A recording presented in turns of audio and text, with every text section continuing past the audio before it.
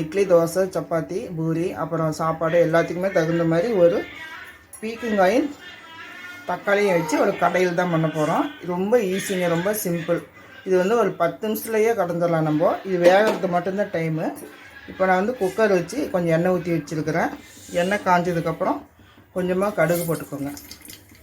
கடுகு பொரிஞ்சதுக்கப்புறம் அதுலேயே கொஞ்சம் சீரகம் போட்டுக்கலாம். கொஞ்சமாக சீரகம் போட்டுக்கோங்க. இப்போ ஒரே ஒரு பெரிய வெங்காயம், ஒரு 2 பச்சை மிளகா கட் பண்ணி வச்சுருக்கோம். இது எல்லாத்தையும் நம்ம வந்து இப்படியே போட்டுக்கலாம். இது 2 வதக்குனதுக்கப்புறம் நம்ம வந்து அந்த தக்காளியும் பீக்கங்காயும் போட்டுக்கலாம்.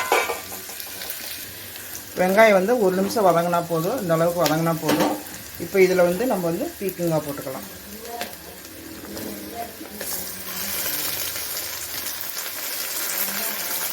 பீக்கங்காயை போட்டு நல்லா வதக்கிடுங்க. ரொம்ப ஈஸியாக, ரொம்ப சிம்பிளாக பண்ணிடலாம்.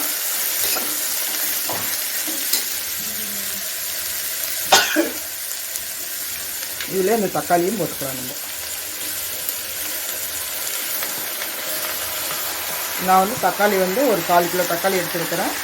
பீக்கங்காயும் ஒரு 1/4 கிலோ எடுத்துருக்கிறேன்.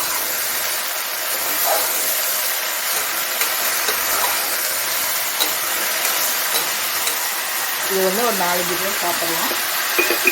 இதுக்கு தேவையான உப்பு போட்டுக்கலாம்.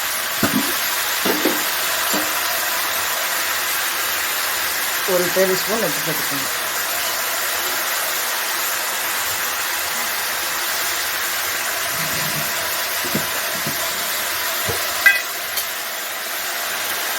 ஒரு 1/4 ஸ்பூன் மஞ்சள்.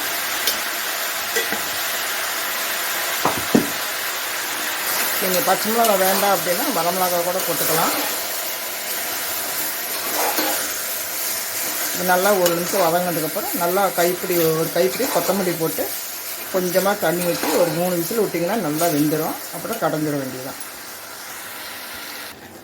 நான் வந்து 1 நிமிஷமாக நல்லா வதக்கிட்டேன். இங்கே பாருங்க, இதுலேயே தண்ணி விட்டு வருது. இதுலேயே தண்ணி விட்டு வருது, தெரியுதா? அதனால் வந்து தண்ணி கொஞ்சமாக ஊற்றினா போதும். தக்காளியும் சாப்பிட்டு பீக்கங்காயும் சாப்பிட்டு இது நல்லா வெந்துடும். இதில் வந்து நல்லா கொத்தமல்லி ஒரு கைப்பிடி போட்டுக்கோங்க. கொத்தமல்லி நிறைய போட்டிங்கன்னா நல்லாயிருக்கும்.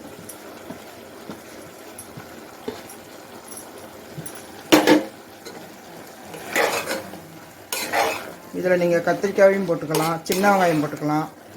நான் வந்து பெரிய வெங்காயம் தான் போட்டிருக்கேன். நீங்கள் சின்ன வெங்காயம் வேணாலும் போட்டுக்கோங்க. இப்போ இதில் கொஞ்சமாக சாம்பார் தூள் போட்டுக்கலாம்.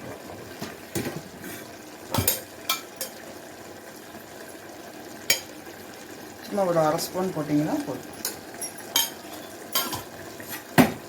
ரொம்ப ஈஸியாக சிம்பிளாக செஞ்சிடலாம். டெய்லியும் சட்னியே செய்கிறதுக்கு இந்த மாதிரியும் செய்யலாம்.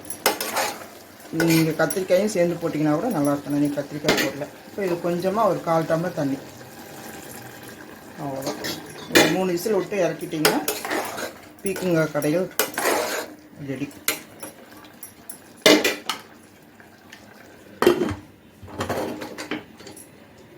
இது 3 விசில் வச்சு ஆஃப் பண்ணிவிட்டு பார்க்கலாம். இப்போ 3 விசில் வச்சு ஆஃப் பண்ணிவிட்டேன். இங்கே பாருங்கள், நல்லா வெந்துருச்சு. இப்போ கொஞ்சமாக தான் தண்ணி இருக்கும்.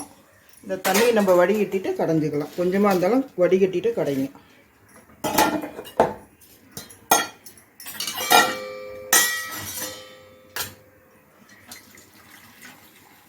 கால் டம்ளர் தான் தண்ணி ஊற்றணும். எவ்வளோ தண்ணி வந்துருக்குதுன்ட்டு பாருங்கள். இதை நம்ம எடுத்து வச்சுட்டு இதை நல்லா கடைஞ்சிடலாம்.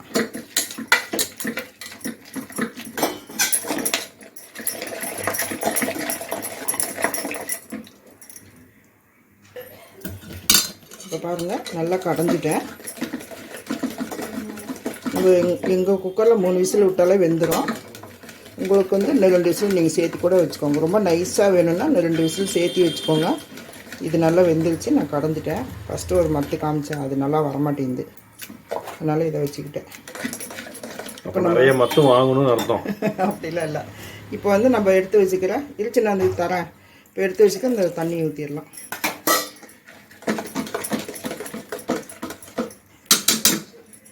அவ்வளோதான், சூப்பராக ரெடி ஆயிடுச்சு. இப்போ நம்ம சாப்பிட கொடுக்கலாம்.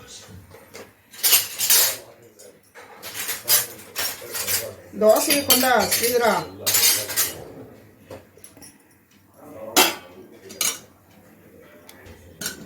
இப்போ நான் தோசை செஞ்சுட்டேன். இன்னொரு தோசையும் செஞ்சுட்டேன். இங்கே பாருங்க, நல்லா மொறு மொறுன்ட்டு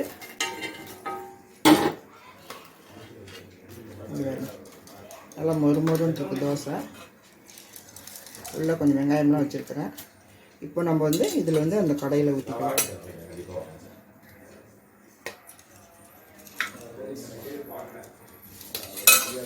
அவ்வளோதான், சூப்பரான ஒரு பீக்கங்காய் கடையில் ரெடி. நீங்களும் இதே மாதிரி செஞ்சு பாருங்கள். இது எப்படி வந்திருக்குன்ட்டு கமெண்ட் பண்ணுங்கள். மறக்காமல் சப்ஸ்கிரைப் பண்ணிவிட்டு பக்கத்தில் இருக்கிற பெல் பட்டனை கிளிக் பண்ணுங்கள். மீண்டும் அடுத்த வீடியோவில் சந்திப்போம். நன்றி, வணக்கம்.